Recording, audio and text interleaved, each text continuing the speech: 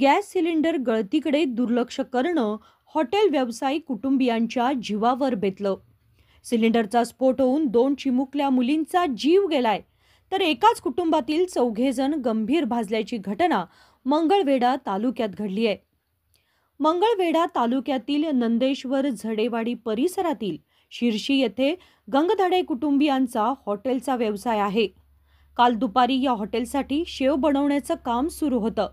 हे शेव दादासाहेब गंगधडे हे राहत्या घरातच बनवत असत. त्यांच्यासोबत त्यांची पत्नी देखील त्यांना मदत करत होती.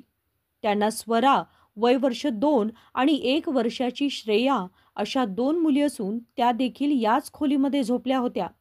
मात्र शेव करताना गॅस सिलेंडरचा पाईप लिकेज झालेला दादासाहेब गंगाधडे यांनी पाहिलाच नाही. त्यामुळे रेग्युलेटरपासूनच गॅसची गळती सुरू झाली आणि काही वेळातच हा गॅस सर्वत्र पसरला. मात्र कामाच्या नादात आणि शेवच्या वासाने दादासाहेब गंगाधडे यांना ही बाब लक्षातच आली नाही आणि अचानक शेगडीवरची आग रेग्युलेटरला लागली.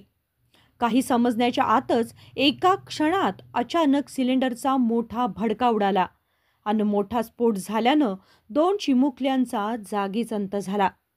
तर घरातील दादासाहेब गंगाधडे, त्यांची पत्नी मोनाली दादासाहेब गंगाधडे, अनुजा गंगाधडे आणि सुनीता राहुल गंगाधडे हे गंभीर भाजले.